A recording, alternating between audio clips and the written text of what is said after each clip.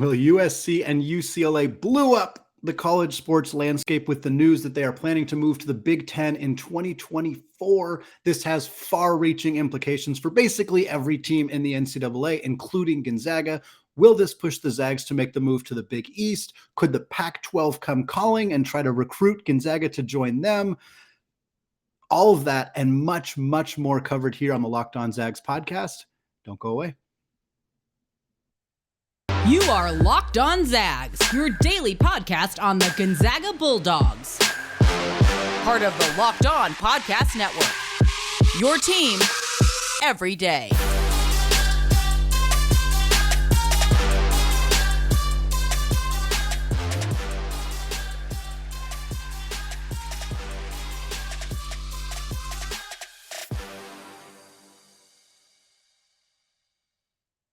What is going on, y'all? Welcome to the Locked On Zags podcast, part of the Locked On Podcast Network, your team every day. I'm your host and longtime Gonzaga podcaster, Andy Patton, here to bring you news and updates on all things Zag athletics.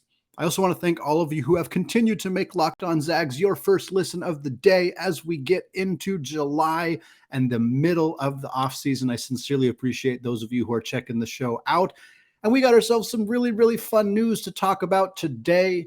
I promised a guest, and I will tell you all now, folks, I recorded the interview with the guest. It happened. It's going to be fantastic. It's going to be released early next week because we got to talk realignment today. We have no choice but to talk about the earth-shattering, world-changing news that USC and UCLA, as of right now, as I'm recording this, I do not believe the vote has been finalized, but it sounds like there's a real chance that by the time you are listening to this, those two will officially be out of the Pac-12. Monumental news again for college sports in general. As usual, things are being dictated by football and by money. This is not going to be a podcast that complains about that. Certainly, it's a little bit frustrating to see some of these things change the way that they have and to see the kind of continued merge towards what are effectively going to be two, maybe three super conferences if nobody steps in to potentially change that. But, that's just how it works. Capitalism, baby. That's just part of the deal. For today's episode, we're going to talk basically about the four different options that Gonzaga could have going forward in light of this news. Segment one here, we're going to talk about Gonzaga to the Pac-12. Segment two, we'll talk Gonzaga to the Big East. Segment three, we'll talk about Gonzaga staying in the WCC, what that might look like, and potentially going to the Mountain West as well. Tons of things. None of this is set in stone. It's going to be a lot of speculation on today's show. I'm really excited about it.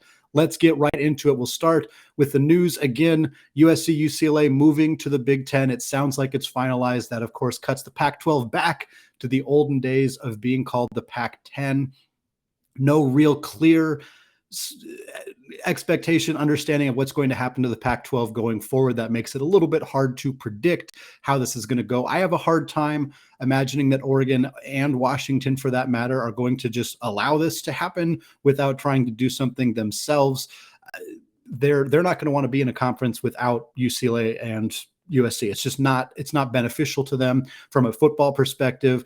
UCLA is certainly not an elite football program. They don't have the cachet that USC does, but they're a good football program and they're a good money-making program because of men's basketball as well. And so for them to both be out the door, like it leaves Oregon with a decreased sense of strength of schedule. It hurts their ability to make the college football playoffs. It's just not good. And so if both those programs decide to kind of team up, because frankly, it makes more sense for them to team up than for them to team up with their respective in-state partners, Oregon State and Washington State. If Oregon and Washington team up, they're going to try to bounce somewhere else. It sounds like the Big 12 is already going to try to get in on the action here, potentially pull Colorado or Utah or even the Arizonas and pull them into their conference. So there's a reasonable chance the Pac-12 is kind of disintegrating, which, as somebody who grew up in the Pacific Northwest and has followed these teams for my entire life, this is a little bit, like I said, earth-shattering. And I think for a lot of people listening to the show, it's pretty intense. Like, there's no other way to look at it. It's a bit hard to reckon with for sports fans. I think we'll all survive. We're going to get over it, but it's a pretty big change. And like I said, it's going to have far-reaching implications here. Gonzaga to the Pac-12 has been something that's been discussed somewhat non-seriously for a very long time, at least a decade. The calls have really ramped up in recent years, the last 5 or so years. Obviously, the reason that this was never feasible was often presented by fans who just didn't really understand, maybe fans of other schools that are not Gonzaga fans who seem to get annoyed at Gonzaga's success. There's a large chunk of those people out there. You all have interacted with them on Twitter many times, or some of you have at least. And Gonzaga joining the Pac-12 never really made sense. The Pac-12 is all giant research-based institutions, and they all have huge football programs. And Gonzaga was and continues to be neither of those things. And so that wasn't really something that made sense. It might now. At least the Pac-12, if they want to continue to exist as a conference, they have to entertain it. They have to, because at this point they need something coming in the door that's going to keep people watching Pac-12 sporting events. And obviously Gonzaga does not have a football team, so they do not help in that regard. But they are must-watch TV for basketball. And adding Gonzaga from a basketball perspective, if nothing else changes in the Pac-12, which is a monumental if, basically an if that's probably not going to be a reality. But if you add Gonzaga to a conference that, is weaker without USC and UCLA, but still has Arizona and Tommy Lloyd, still has Oregon and Dana Altman's program, still has Stanford and Cal, still has Arizona State, still has Washington State, a program that's been on the rise under Coach Kyle Smith. UW, I didn't mean to exclude them, but they haven't been great lately, but it doesn't take much for them to become more of a premier program. Utah, similar situation. Like that's an upgrade over the current WCC. That's an upgrade over the Mountain West. It's not an upgrade over the Big East. We'll get there in segment 2, but that would make some sense if the Pac-12 were willing to do it. The Pac-12 is, if they're only losing those 2 schools, the 2 California schools, they're going to look to add 2 more to replace them. If they were to go, let's say, try to pull San Diego State, which is kind of what I think is the most reasonable solution for them. Good football program, good basketball program in a large market, in the market area that is losing to relatively close to a market area that's losing 2 big programs in USC and UCLA. It makes sense for the Pac-12 to try to add regionally in that area. San Diego State is, to me, a clear solution here. UNLV is going to be in this conversation for the same reasons, relatively successful basketball and football, not as much as San Diego State, but still successful, has a rich history, and is in Vegas. Like, that makes a lot of sense for the Pac-12 as well. I think Boise State could reasonably make some sense here as well. A successful football program, developing basketball program under, former Gonzaga assistant coach Leon Rice. And Boise's not a huge market, but is a growing market. It's not a tiny market. It is one of the faster growing markets in the US, as a matter of fact. So those things could all make some sense. But again, if they have to replace those 2 schools and also Oregon and also Washington, now it's going to be a little bit trickier. Because you can't just pull people from the Mountain West. That's not enough. You're going to need more than that. And I don't know who else is coming. I don't think that they're going to have BYU pull the rug out from the Big 12 and then all of a sudden jump ship to the Pac-12. BYU actually makes a lot of sense as a replacement here if they weren't headed to the Big 12. Again, I don't see why BYU would change their mind here. That doesn't really make a lot of sense.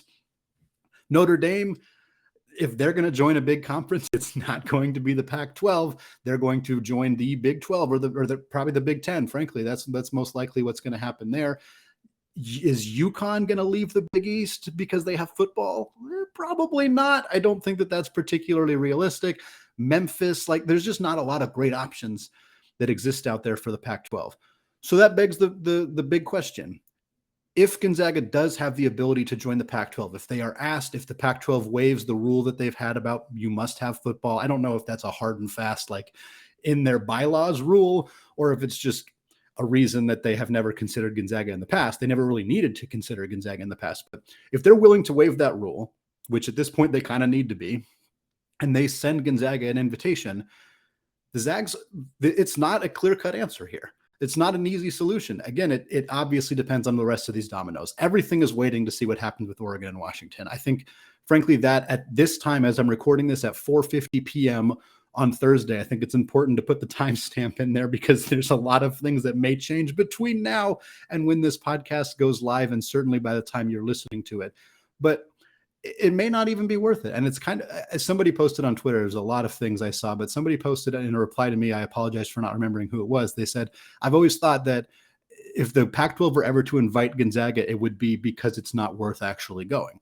And that kind of feels like the case here. Is the Pac-12 is falling apart, is crumbling a little bit, and they may extend a lifeline to Gonzaga and hope that that'll juice up their men's basketball program. And certainly it would. And certainly for Gonzaga, the way that the Pac-12 is currently constructed, it would be better than the WCC, it would be better than the Mountain West. But I don't think that the Pac-12 is going to stay the way that it's currently constructed. I think it's going to continue to fall apart to the point where we may reasonably be talking about like a Pac-12 Mountain West kind of collaboration between the best programs in the Mountain West and kind of the for lack of a better term, bottom feeders of the Pac-12, the Oregon States, the Washington States, maybe Cal is in that conversation as well. Those programs kind of team up with those teams in the Mountain West and form basically a new Pac-12. I would think they would keep the name.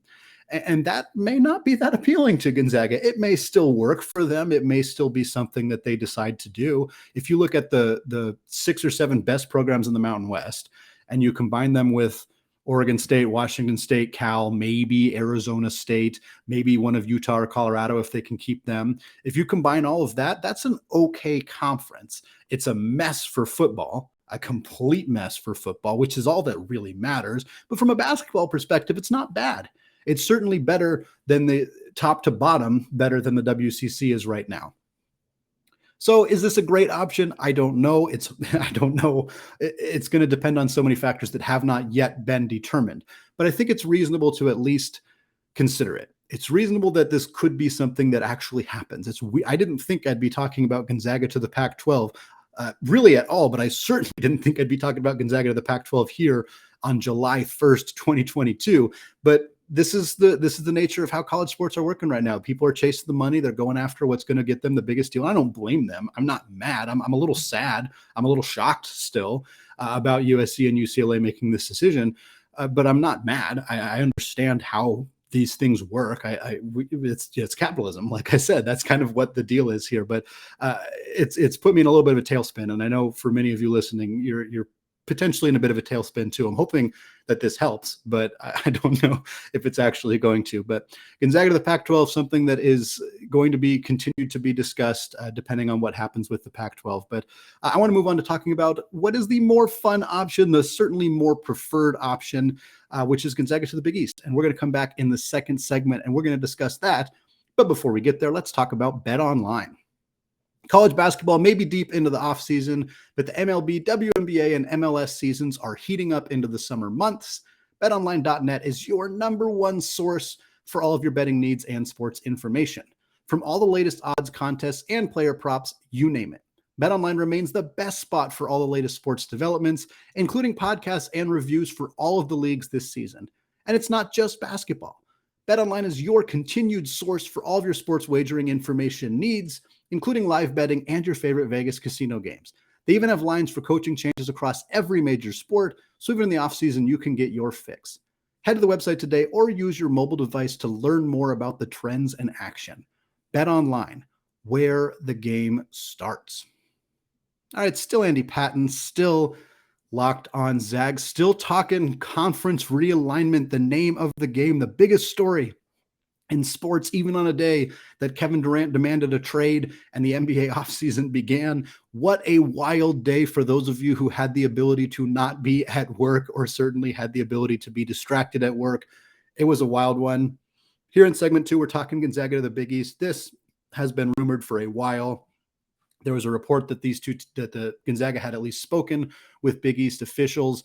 That's kind of the extent of what we know in that regard. It certainly wasn't something where there was, when there's smoke, there's fire. There was something there, but we don't know how extensive the conversation was, if there was a timeline being discussed, if it's even something that Big East member schools would vote for. I'm going to tell you right now, probably.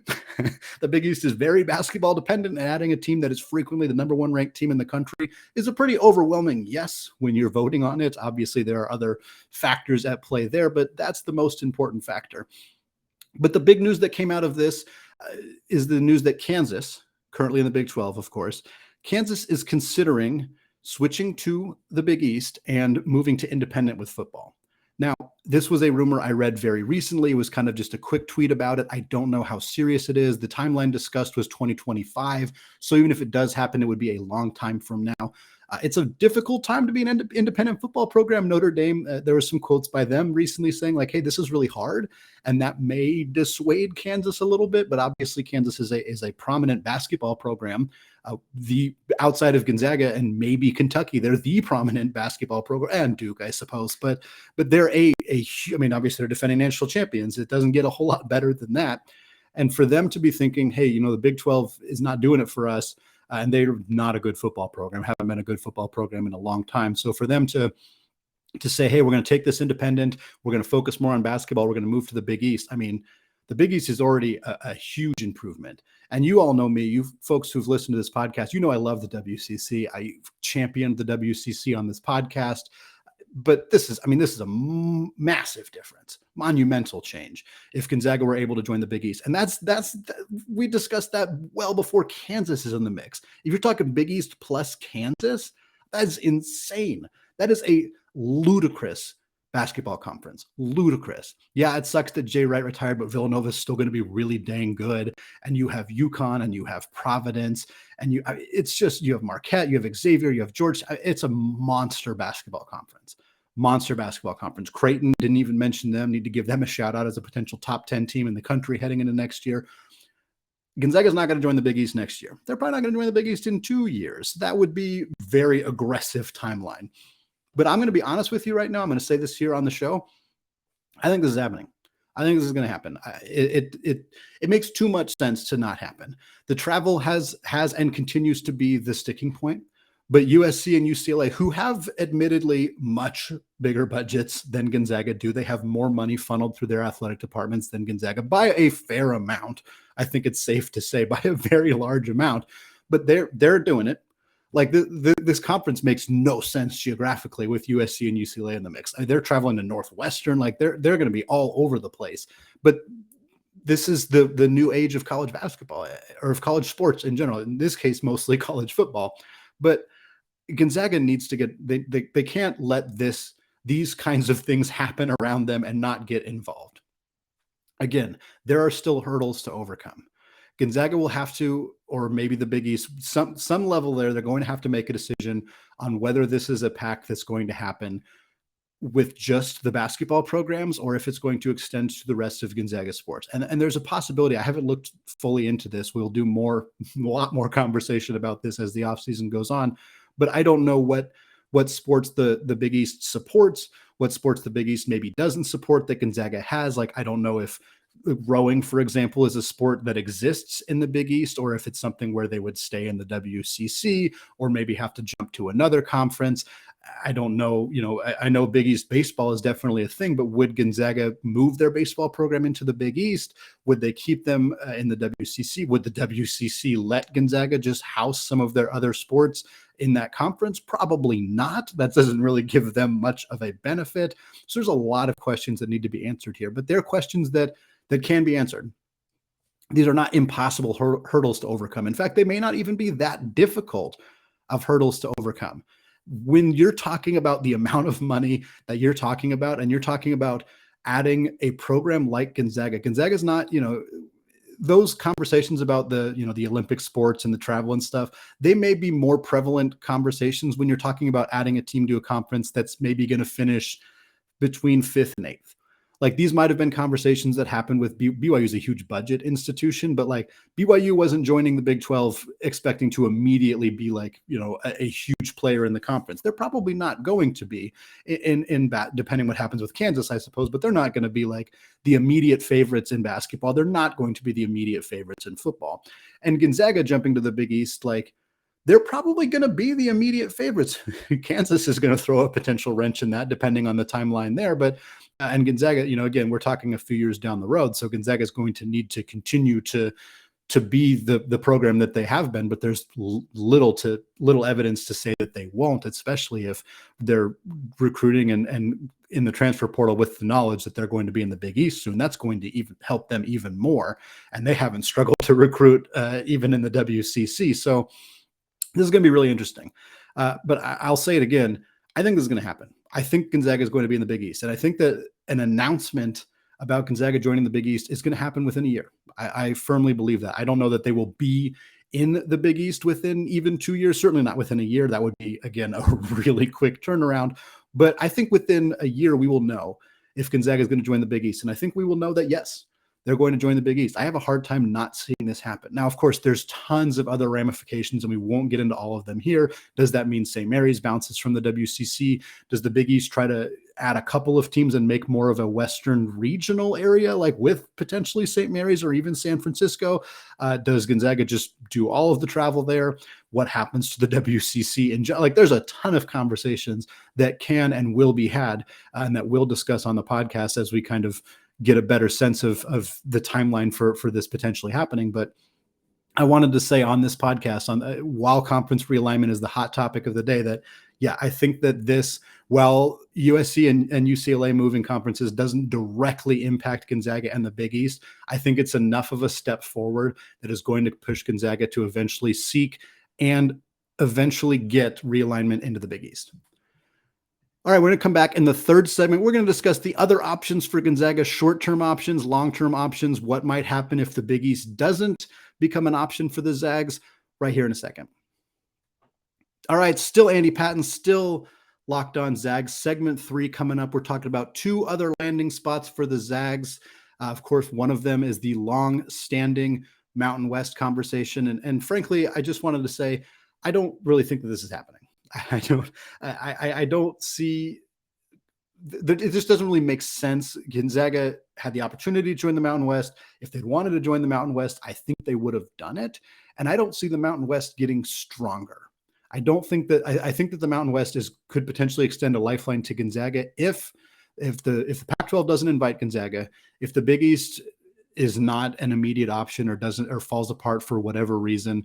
The Mountain West is going to come to Gonzaga, especially if they lose San Diego State or UNLV or Boise State or all of them or some combination. If they lose them to the Pac-12 and they need to replenish, they're going to come very hard at Gonzaga, very hard. They're going to offer everything that they can. And the advantages that they might have over a Big East or even over a Pac-12 would be the same advantages the WCC has extended to Gonzaga. More royalties based on how they do in the NCAA tournament, more scheduling flexibility, whatever things that the WCC kind of allowed Mark Few to do in their program. I think the Mountain West could and would, in this hypothetical situation, would throw all of that at Gonzaga. Every single part of it, they would throw at the Zags. And I think in a lot of ways, the Mountain West, even a shoddier version of the Mountain West, could still make some sense for Gonzaga, but not enough for them to pull the trigger on this. The WCC is not really changing. Obviously, BYU, we already know about that. That's happening. If the rest of the WCC doesn't change and the Mountain West is missing 1 or 2 of their top programs, then the WCC is just better. It's just better. And they already have those advantages built in. They already, we know that they're not extending the conference tournament, or excuse me, the number of conference games. So we know that Gonzaga still has that flexibility to add more non-conference games. We know Gonzaga gets a good piece of the pie financially when they do well in the NCAA tournament. They get a higher chunk of that revenue than some of the other programs in the conference do. And that's by design. That's something Gonzaga negotiated successfully. Maybe the Mountain West offers that, but maybe that's not enough to entice Gonzaga if the conference just isn't better than the WCC. And I don't see a situation where the only way the Mountain West gets better is if it just straight up collides with the Pac-12. And if that happens, I think the Mountain West would dissolve. Like, I kind of think that it would be called the Pac-12, but it would be some combination of the remaining Pac-12 schools that aren't already out the door, which in this situation is, of course, the 2 LA schools and probably Oregon, Washington, maybe Colorado, Utah are out the door too. So you take the rest of those schools, you mash them together with the rest of the Mountain West. That's probably going to be called the Pac-12. It's just going to be a new look Pac-12, and they're just going to have to rebrand the hell out of it and try to hope that they can still kind of engage people in that sport. But if that's the situation, does Gonzaga want a part of that? Like, yeah, that specific example, if you have Cal and Stanford and Oregon State and Washington State and the best teams in the Mountain West, if that somehow all collided together into a new conference, would that top to bottom be better than the WCC? Probably. Almost certainly it would be. But this is a not particularly likely hypothetical B, all of those sports or all of those programs would still have football. So would they even want to add Gonzaga? My theory is that they'd be more inclined to add Gonzaga than they are now, because they're going to have more of a unique collection of schools that's going to look a little bit different.